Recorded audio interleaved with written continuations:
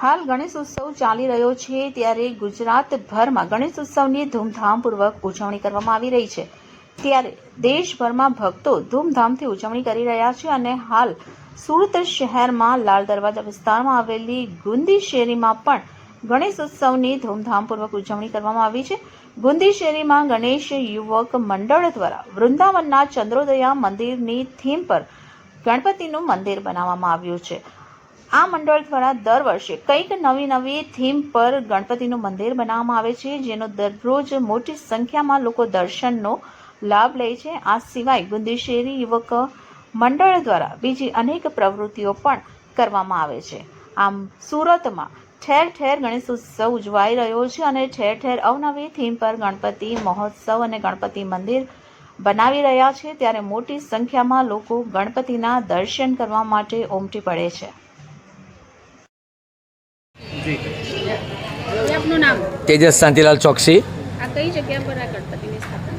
આ જગ્યા છે સુરત શહેરમાં આવેલ સુપ્રસિદ્ધ લાલ દરવાજા ગુંડી શેરી, ગોપાલ લોચાની બાજુમાં આવેલી આ શેરી છે। શું યુવક મંડળનું નામ શું છે? અમારા યુવક મંડળનું નામ છે લાલ દરવાજા ગુંડી શેરી ગણેશ યુવક મંડળ, કે જે લગભગ 1967થી ગણેશજીની સ્થાપના કરતું આવ્યું છે અને આજ દિન લગતી અવિરતપણે એ સ્થાપના ચાલુ છે। અને એ સ્થાપનામાં અસલ જે બુઝુર્ગો પણ નવી થીમો બનાવતા હતા અને અસલની રીતે જે લક્કી ધ્રો રાખવામાં આવતો હતો, તો આ જનરેશન નવું જનરેશન છેલ્લા 17-18 વર્ષથી અષ્ટવિનાયકનું મંદિર બનાવ્યું છે, સિદ્ધિવિનાયકનું મંદિર બનાવ્યું છે। સિદ્ધિવિનાયકમાં મૂકેલ દરેક મૂર્તિઓ મૂકેલી, તે ઉપરાંત ગણેશજીના વાહન જે ઉંદર, તો ઉંદરની સંગીત સંધ્યા બનાવેલી, ગોકુળધામ બનાવ્યું। ગયા વર્ષે રામ જન્મોત્સવ હતો તો રામ મંદિર બનાવવા આવેલું। પછી જ્યારે સુરતમાં કે ભારતભરમાં કંઈક ને કંઈક થતું આવ્યું છે, તો જ્યારે સુરતમાં રેલ આવેલી ત્યારે ઉકાઈથી ડુમ્મસ લગીનનો અહીં થર્મોકોલનો કોન્સેપ્ટ મૂકવામાં આવેલો।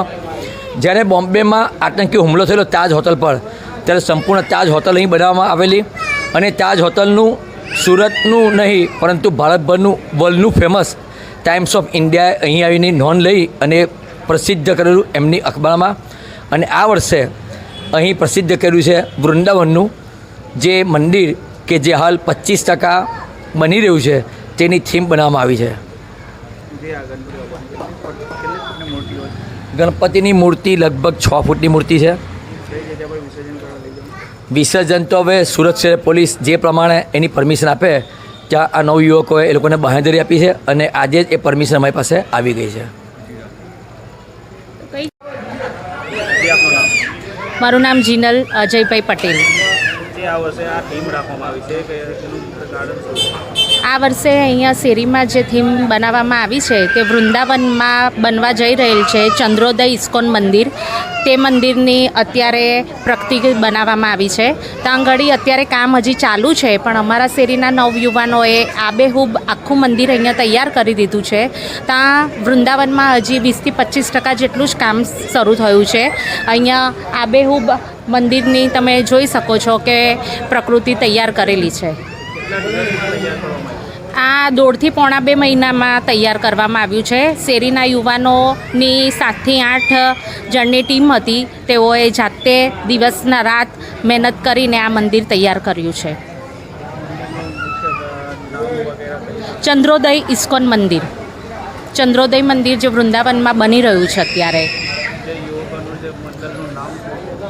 જે યુવકોએ બનાવ્યું છે તેમાં ગોપાલભાઈ રંગરેજ, પિંકલભાઈ વાંસવાલા, ધર્મેશભાઈ, તપેશ, નયનભાઈ, પછી જે ગણેશની સ્થાપના કરીને જે બધું હેન્ડલિંગ કરે છે તેમાં રોહનભાઈ જરીવાડા, કરણભાઈ છે, પછી હર્ષ ચોકસી, દિવ્યેશ, એ બધા જે છોકરાઓ છે તેઓનો પણ પૂરેપૂરો સહયોગ છે અને તેઓ બધી અહીંયા ઘણી ગણપતિની વ્યવસ્થા સંભાળે છે। બસ કંઈ નહીં, શાંતિ જળવાઈ રહે। દર વર્ષે અમે જે થીમ કરીએ છીએ તે બધા ખુશી અહીંયા જોવા આવે છે, એટલે અમને દર વર્ષે કંઈક ને કંઈક નવું કરવાનો ઉત્સાહ રહે છે।